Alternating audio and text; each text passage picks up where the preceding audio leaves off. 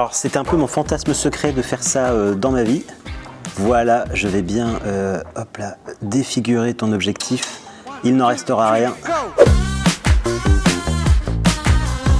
Je suis Sushi Nihiliste et je suis présent au Play Azure 2026. À la base, c'était juste pour tester le format vertical, parce que je suis monteur vidéo à la base de métier, et je faisais en fait que des vidéos horizontales. Le format vertical, c'est un format qui a longtemps été impopulaire sur Internet. Je revois encore le sketch d'Antoine Daniel, tu sais, où il y a un gars qui filme en format vertical, il lui donne une petite gifle, il le remet en format horizontal en lui disant voilà, c'est comme ça qu'il faut faire, les bandes noires sur les côtés, on n'aime pas ça. Et j'ai pas voulu mourir idiot, du coup j'ai testé le format vertical, c'était le premier épisode voilà, de mon émission, et c'est comme ça que j'ai commencé. Il y en a plein, petite seconde de réflexion. Il y a plein de sujets, en fait, notamment là où, en tant que créateur de contenu, là où je suis le plus à l'aise, c'est en ce qui concerne les réseaux sociaux, puisque je commence à bien connaître, ça fait 5 ans que je fais ça, et c'est tout ce qui concerne la désinformation liée aux réseaux sociaux.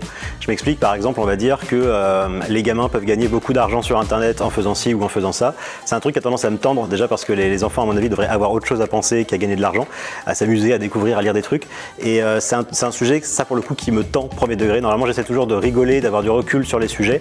Ce genre de sujet où voilà, on va s'adresser à des enfants pour leur dire comment gagner de l'argent, ça me tend, ça me crispe, et là, faut que je prenne la parole parce que je pense que c'est pas normal. Il faut jamais croire quelqu'un sur parole, moi compris. Personne, en fait, même une autorité, je veux dire, même quelqu'un qui est scientifique, qui a un bagage scientifique. On peut avoir un expert en biologie qui nous donne son avis sur quelque chose qui n'a rien à voir avec son domaine d'expertise et le croire parce que le mec a un doctorat.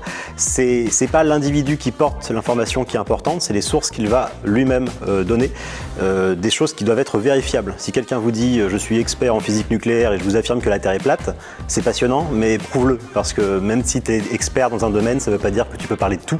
Et même s'il parle de son domaine, il n'est pas à l'abri de se tromper. Les humains sont jamais à l'abri de se tromper. Vérifier l'information, c'est permettre aux gens de pouvoir y avoir accès, et donc voilà.